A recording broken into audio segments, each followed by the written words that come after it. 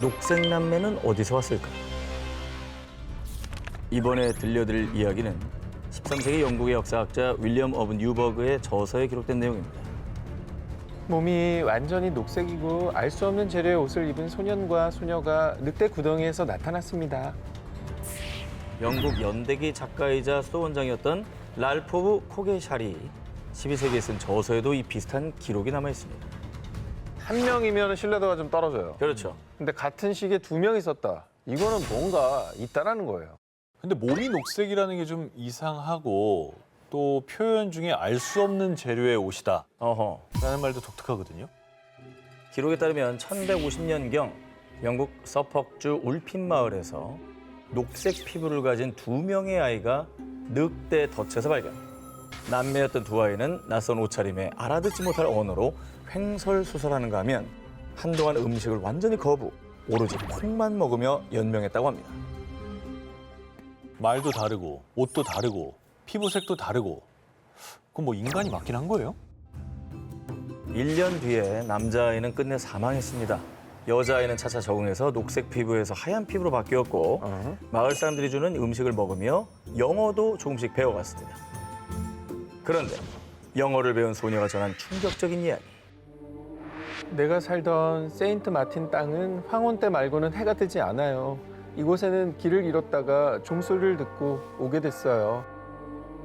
황혼 때 말고는 해가 안 뜨는 땅이 뭐예요?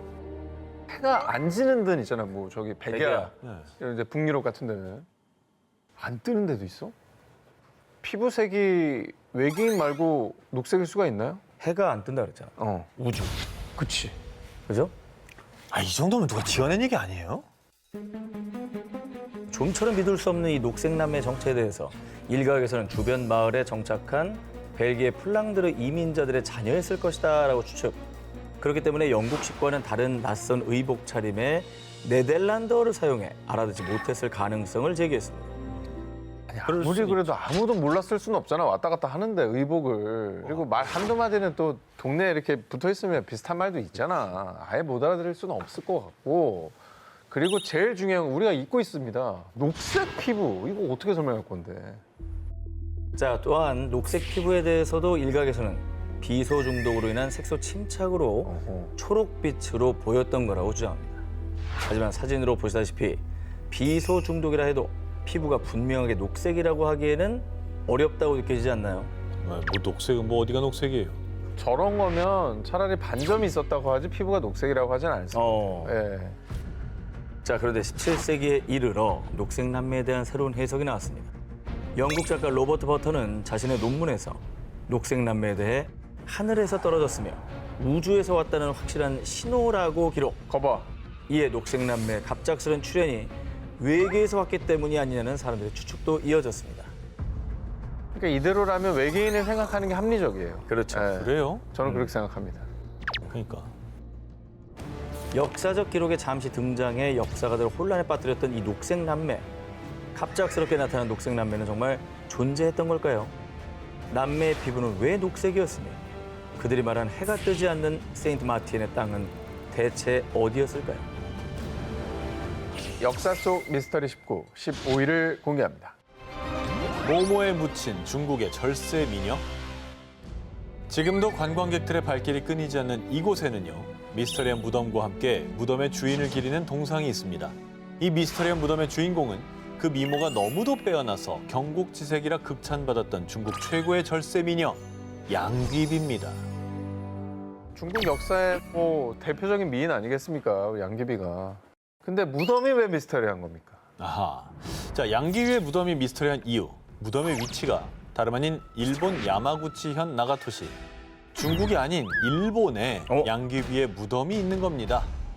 양귀비의 무덤이 일본에 있다는 사실 알고 계셨습니까? 생전 처음 듣는데? 당나라 때 사람 아닙니까? 맞습니다. 그렇죠. 근데 갑자기 왜 일본에 들어와요? 중국 역사가 기록하는 양귀비의 죽음은 이렇습니다. 양귀비에 빠져 정사를 멀리했던 당의 황제 현종. 이로 인해 안사의 난이 일어나자 현종은 양귀비를 데리고 피난길에 나섰는데요. 하지만 피난 도중 성난 군사들의 협박에 못 이겨 양귀비에게 자결을 명한 현종. 결국 756년 양귀비는 안타까운 죽음을 맞이했다고 합니다. 그런데 한간에 전해지는 이야기에 따르면요. 양귀비가 자결을 앞둔 순간 아름다운 양귀비를 차마 죽게 할 수가 없었지. 그래서 옆에 있던 궁녀에게 양귀비의 옷을 입혀서 대신 죽게 했다는 게야. 그렇게 가까스로 목숨을 구한 양귀비는 배를 타고 일본 야마구치현 나가토시까지 피신, 이후 후손까지 남기며 오래 살다가 끝내 일본에 묻혔다는 겁니다. 게다가 이러한 주장에 더욱 힘을 싣는 건 양귀비 시신의 행방이 미스터리하다는 건데요. 그녀가 생을 마감했다고 알려진 중국 마웨이포에 양귀비 묘가 실제하지만 양귀비의 시신을 찾지 못해 옷가지, 장식품 등을 묻은 의관총이라는 소문이 세간에 떠돌았는데요. 정말 그녀의 시신이 발견되지 않은 거라면 일본에 조성된 양귀비의 묘가 진짜 그녀의 묘일 확률도 있는 거 아닐까요? 진실은 영원히 알 수가 없는 거예요. 그렇죠. 저 무덤을 파보지 않는 한. 그리고 또 하나, 1970년대 일본 최고의 스타였던 야마구치 모모의 충격 주장. 저는 양귀비의 후예입니다. 중국 양씨의 뿌리를 갖고 태어났습니다. 그녀의 인터뷰는 학계에 파장을 일으켰습니다. 그렇죠? 심지어 중국 내 설문조사 결과 야마구치 모모에가 양귀비의 후손이라고 믿는 중국인들이 무려 23.9%에 달했습니다. 근데 이게 무슨 시신이 있어야 뭐 대조를 해서 DNA를 뭐 찾거나 그럴 텐데 뭐 가능하겠어요 이게? 진실은 영원히 뭐 미궁 속이죠. 그녀의 마지막 생의 진실은 무엇이었을까요? 그리고 중국과 일본 양국에 존재하는 그녀의 무덤 중 진짜 양귀비가 잠든 곳은 어딜까요? 1번 역사가 외면한 모모. 1976년 일본에서 출간된 히미코 도레 수수께끼. 하지만 이 책은 출간 직후 강제 회수 조치, 일본 사학계를 발칵 뒤집었습니다. 무슨 내용이길래? 히미코 누구죠? 이 책의 주인공인 히미코는 2, 3세기경 일본 최초의 고대 국가인 야마타이국을 세운 여왕입니다. 자, 그런데 일본 최초의 여왕인 히미코는 정작 자국인 일본에서 외면받았을 뿐만 아니라 일본 역사서인 일본 서기에서도 이 히미코라는 이름 한 줄도 찾아볼 수 없습니다.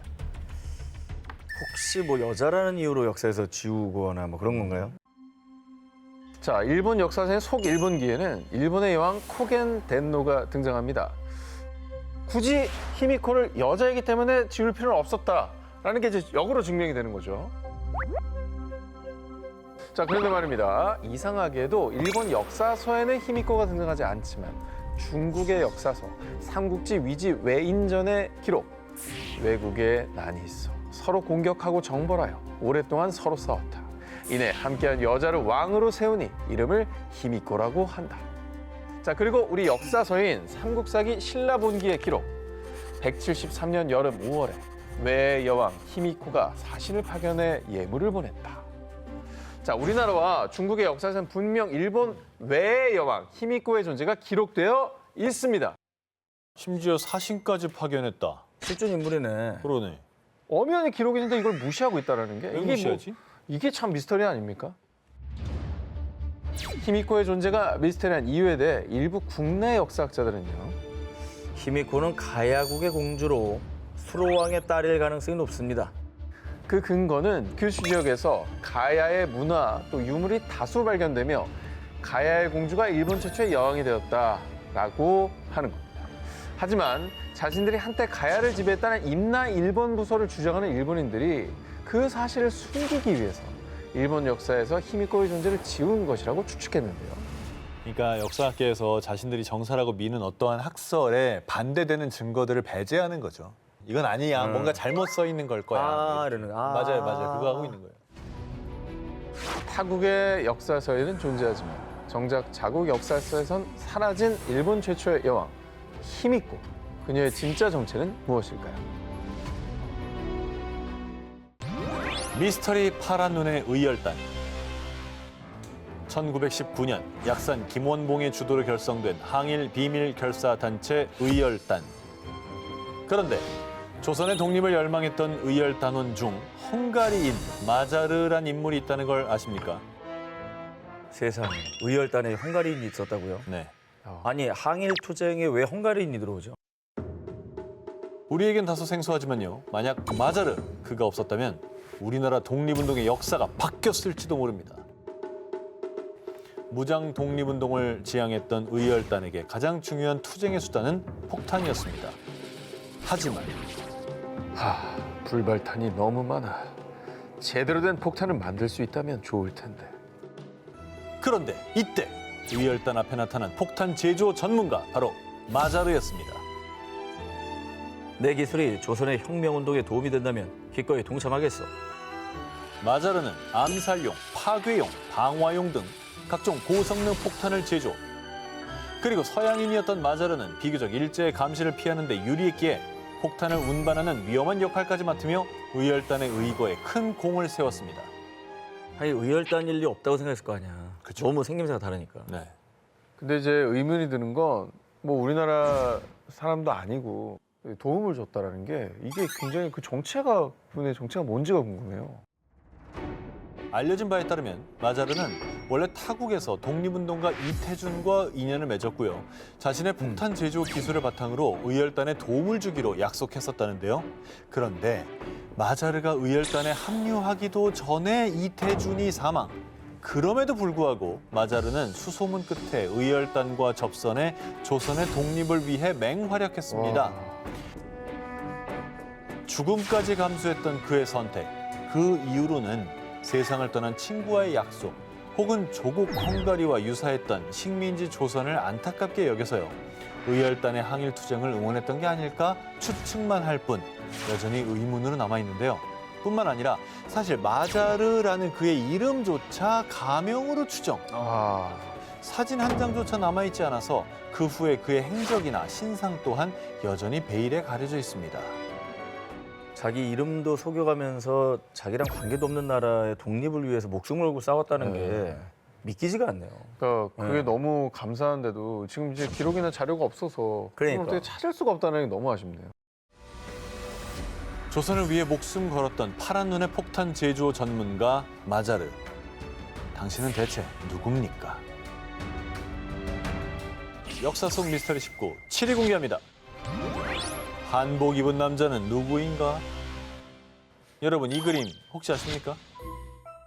저거 알아? 루벤스. 내가 말하려고 그랬는데. 아니야. 아니 되게 유명한 사람.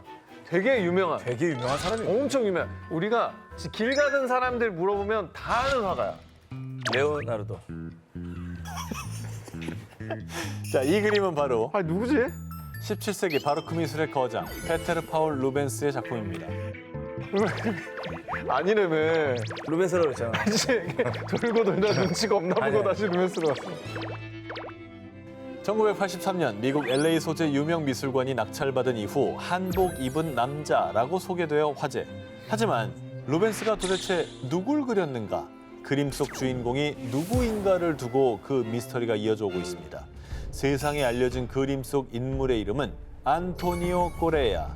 이탈리아 상인 프란체스카 가를레티의 여행기 나의 세계 일주기에 따르면 일본에 끌려가 이탈리아 상인에게 구해진 조선인이 등장하는데요. 와. 이 조선인이 바로 안토니오 꼬레아이고요. 일부 학자들에 따르면 1606년에서 1608년경 피렌체에 머물던 안토니오 꼬레아가 그곳에서 루벤스를 만나 그림 모델이 됐다는 겁니다. 어허.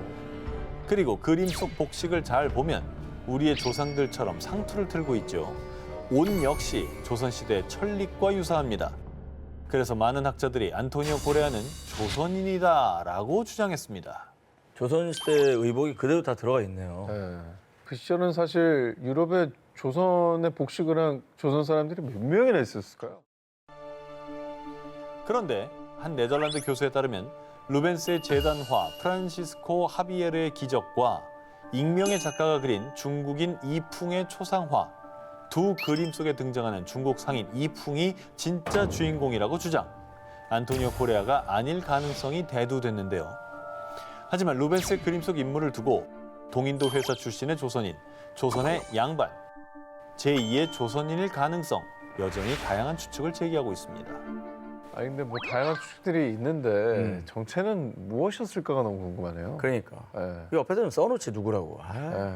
조선인이 만약에 맞다면은 어떤 경로로 간 걸까도 굉장히 그러니까요. 궁금하긴 해요. 그러니까요. 그 저 정도면 관직이 좀 있는 사람일 텐데. 그림 속에서 우리를 쳐다보고 있는 남자, 그리고 그 남자를 그렸을 루벤스. 그 남자가 누구인지는 루벤스와 그림 속 인물만 알고 있을 겁니다. 역사 속 미스터리 19 6위를 공개합니다.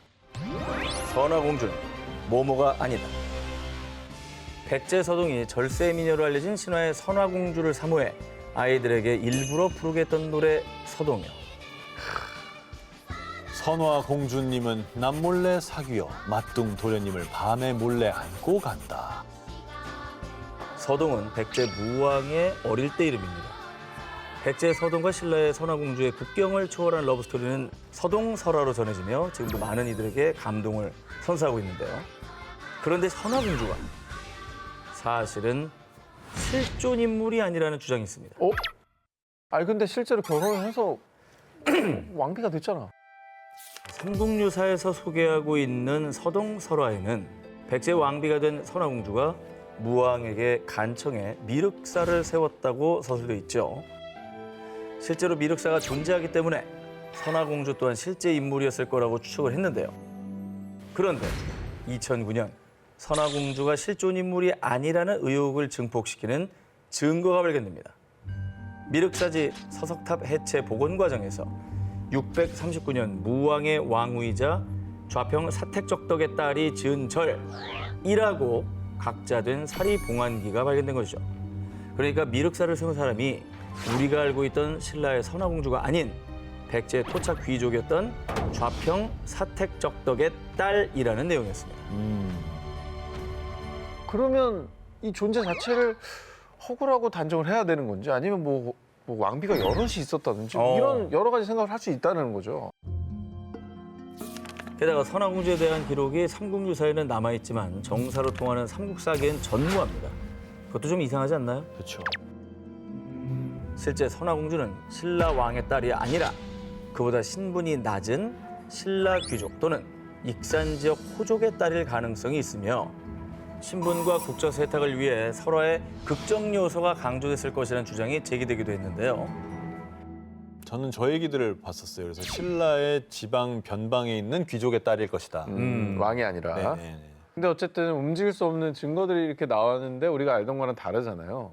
그러니까 이게 진실이 뭐냐는 걸 계속해서 우리 따질 수밖에 없다는 거죠. 그렇죠. 그런데 지난 2018년 익산 쌍릉의 대왕릉에서 무왕의 것으로 추정되는 유골과 함께 부장품으로 신라 토기가 발견. 바로 옆 소왕릉의 주인이 선화공주 아니냐며 그녀의 실존 여부가 또다시 주목을 받았습니다. 하지만 소왕릉은 도굴당한 상태라 명확한 단서를 찾지 못했고요. 여전히 선화공주의 존재는 수많은 논란과 쟁점을 남기며 미스테리로 남아있습니다. 근데 신라의 것이 나왔다고 해서 무조건 신라 사람이라고 하기도 좀 애매하고 저때 교류가 있었으니까 내가 즐겨 사용했던 것들을 같이 묻었을 수도 있고. 허구의 인물이라면 왜 저런 허구를 그래도 왕이 언급되는 스토리까지 만들 수 있다는 건 사실 왕이 용인하지 않는 한 있을 수 없는 일이거든요. 그렇죠. 이 무왕의 애틋한 사랑 이야기 속 선화공주. 과연 그녀는 누굴까요? 정말 누군가 만들어낸 상상 속 인물인 걸까요? 병자호란 직후의 조선시대. 나라가 큰 혼란에 빠졌을 때 민심이 더욱더 흉흉해지게 된 기이한 사건이 있었습니다. 그 얘기 들었어? 어젯밤에 옆집 돌쇠가 죽었다며? 아유 끔찍해라. 아니 대체 몇 명째 죽어나가는 거야. 사람들의 잇따른 죽음의 범인으로 지목된 이는 다름 아닌 귀신이었습니다. 의병장 조경남이 기록한 난중잠록에 따르면요. 인조 15년 7월 한양에 요귀의 변이 있어 밤마다 임가에 소리를 내며 출입하며 사람들이 가위에 눌려 죽는 일이 많았다. 회회 하는 소리를 낸다는 일명 회회 귀신이 출몰. 이는 난리에 죽은 원통한 귀신들로 주로 비 오는 밤에 나타나 사람들을 가위에 눌리게 죽인다는 소문이 돌았고요. 한양에 이어 삼남 지방까지 그 피해가 확산. 조선 각지에서 사람들을 죽이는 회회 귀신에 대한 공포가 급속도로 퍼져나갔습니다.